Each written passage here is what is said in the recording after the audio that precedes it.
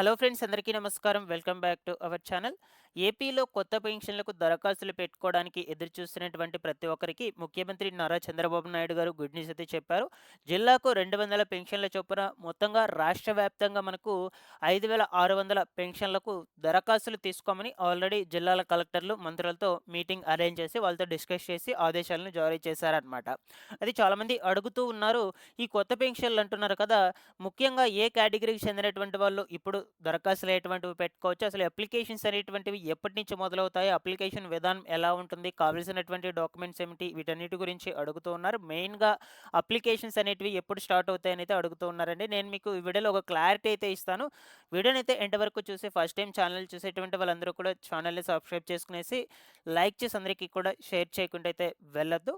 ఓకేనా? ఒకసారి టెలిగ్రామ్ ఛానెల్‌ని కూడా విజిట్ చేయండి. అందులో కూడా జాయిన్ అయితే అవ్వండి. మీకు యూజ్ అయ్యే ఇన్ఫర్మేషన్ అప్డేట్ అయితే చేస్తూ ఉంటాను. డిస్క్రిప్షన్‌లో అయితే లింక్ పెట్టినాను గైస్. లేట్ చేయకుండా టాపిక్‌లోకి గనుక వచ్చేసినట్లయితే, మనకు రాష్ట్రంలో ఉన్నటువంటి పెన్షన్ లబ్ధిదారులకు ముఖ్యమంత్రి నారా చంద్రబాబు నాయుడు గారు గుడ్ న్యూస్ అయితే చెప్పడం జరిగింది.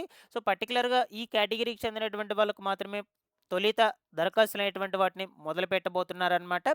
సో, ఎవరెవరు అప్లై చేసుకోవచ్చు? అప్లికేషన్స్ అనేటువంటివి ఎప్పుడు మొదలవబోతున్నాయి?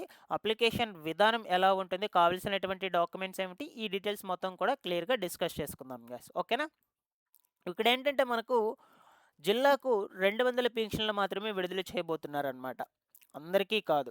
ఓకేనా? ఇది కూడా గుర్తుపెట్టుకోండి. ఏ కేటగిరీకి చెందినటువంటి వాళ్ళు కూడా అప్లై చేసుకోవాలి చెప్తాను.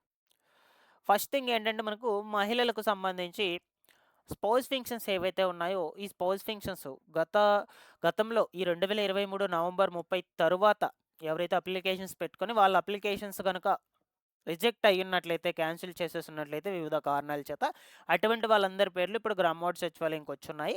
సో, ఒకసారి మీరు వెళ్లి చెక్‌ఔట్ చేయండి. ఆ సచివాలయంలో ఆ లిస్ట్‌లో నేమ్ అనేది ఉన్నట్లయితే, మీరు మళ్ళా ఇప్పుడు కొత్తగా దరఖాస్తులు ఎటువంటివి పెట్టుకోవచ్చనమాట. అప్పుడు గనుక రిజెక్ట్ అయ్యున్నట్లయితే. ఓకేనా?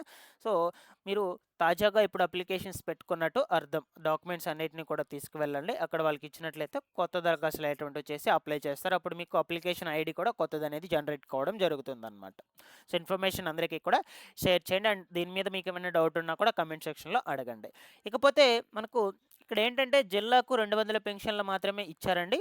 అంటే రాష్ట్ర వ్యాప్తంగా 5,600 మందికి మాత్రమే అవకాశం అయితే కల్పించబోతున్నారు.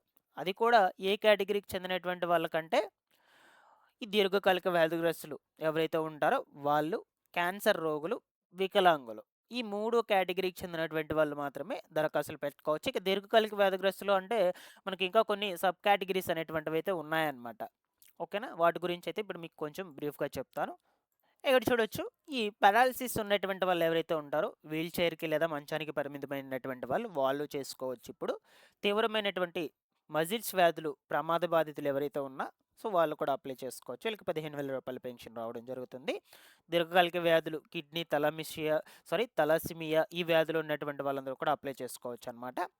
నెక్స్ట్ అవయవ మార్పిడి జరిగినటువంటి వాళ్ళు కూడా అప్లై చేసుకోవచ్చు. వీళ్ళకి కూడా రూ. 15,000 అయితే వస్తుంది. సీకేడీయూ డయాలిసిస్ చేసుకుంటున్నటువంటి వాళ్ళు కూడా అప్లై చేసుకోవచ్చు. అలాగే ఇక్కడ చూడొచ్చు. సికిల్ సెల్ వ్యాధి కలిగినటువంటి వాళ్ళు.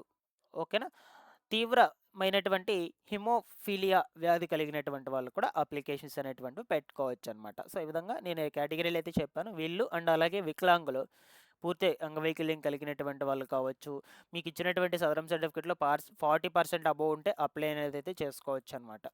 కాబట్టి ఈ కేటగిరీకి చెందినటువంటి వాళ్ళందరూ కూడా దరఖాస్తులు పెట్టుకోవచ్చు. మెయిన్‌గా ఏంటంటే అప్లికేషన్స్ అనేటువంటివి ఎప్పుడు స్టార్ట్ అవుతాయనైతే అడుగుతూ ఉన్నారండి. సో, మనకు అప్లికేషన్స్ అనేటివి పర్టిక్యులర్ డేట్ అనేది ఇంకా రిలీజ్ చేయలేదు. అది కూడా చెప్తూ ఉన్నాను. తొలుత మనకు ప్రొసీడింగ్స్ అనేటువంటివి ఇవ్వాలన్నమాట. ఇంకా ప్రొసీడింగ్స్ రాలేదు. ఈ జిల్లాల కలెక్టర్లకు, మంత్రులకు. అవి వచ్చాక అప్లికేషన్స్ అనేటువంటివి మొదలు పెడతారు ఖచ్చితంగా. సో, అవి ఈ నెలాఖరు లోపల వచ్చినట్లయితే ఫిబ్రవరి నెల మొదటి వారం నుంచి అయితే అప్లికేషన్స్ అనేటువంటివి స్టార్ట్ అవుతాయి. లేదు ఈ నెల 20వ తారీఖు లోపలే వచ్చేసినట్లయితే మనకు అప్లికేషన్స్ ఎర్లీగానే ఈ నెల 30వ తారీఖు నుంచే అట్లాగే స్టార్ట్ అయ్యే ఛాన్సెస్ అయితే ఉండొచ్చనమాట. ఏదేమైనా మీకు ఎప్పటికప్పుడు అప్డేట్ అనేదైతే అందజేస్తూ ఉంటాను గైస్. ఇక అప్లికేషన్ విధానం ఎట్లా ఉంటుందో కొంచెం చూద్దాము ఇప్పుడు. ఇది నార్మల్‌గా అన్ని కేటగిరీకి చెందినటువంటి వాళ్ళకి సంబంధించినటువంటి అప్లికేషన్ అనమాట. సో, యాజ్ ఇట్ ఈస్‌గా ఇదే నేను చెప్పడం లేదు. సో, డీటెయిల్స్ అనేటువంటివి మాక్సిమం ఇలాగే ఉండొచ్చు. దరఖాస్తుదారుని యొక్క ప్రాథమిక వివరాల సంగతి చూద్దాం మొట్టమొదటగా.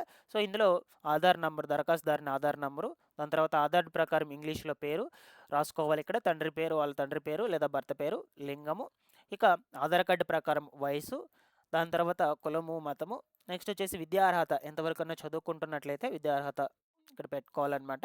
వైవాహిక స్థితి డివోర్స్డ్ అయితే డివోర్స్డ్, ఇది మనకు నో నీడ్ అనమాట. నేను చెప్పాను కదా అన్ని కేటగిరీకి చెందినటువంటి వాళ్ళకి సంబంధించినటువంటి అప్లికేషన్ ఇది. సో, యాజ్ ఇట్ ఈస్‌గా ఇప్పుడు నేను 3 కేటగిరీలు అయితే చెప్పానో వీళ్ళకి ఇలాగే ఉంటుందనేది చెప్పడం లేదు. ఓకేనా? ఇక మొబైల్ నంబరు, పర్మనెంట్ అడ్రెస్సు, ప్రస్తుత అడ్రెస్సు, నెక్స్ట్ వచ్చేసి పెన్షన్ రకం అండి. ఇక్కడ పెన్షన్ రకం చేసుకోవాలి. వికలాంగ పెన్షన్ అయినట్లయితే సదరం సర్టిఫికేట్ ఐడి మెన్షన్ చేసుకోవాలి.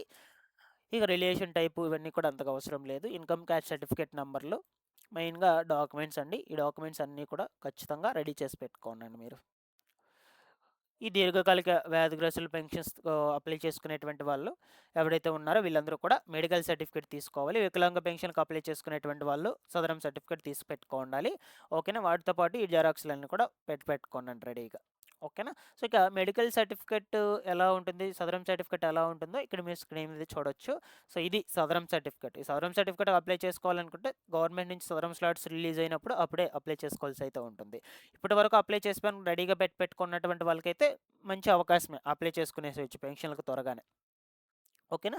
అండ్ దీంతో పాటుగా మెడికల్ సర్టిఫికేట్ ఇది. ఈ మెడికల్ సర్టిఫికేట్‌కి అప్లై చేసుకోవాలనుకుంటే మీరు దగ్గరలో ఉన్నటువంటి గవర్నమెంట్ హాస్పిటల్స్‌కి వెళ్ళినట్లయితే అక్కడ అప్లికేషన్స్ పెట్టుకున్నట్లయితే మీకు ఈ మెడికల్ సర్టిఫికేట్ అనేది ఇస్తారనమాట.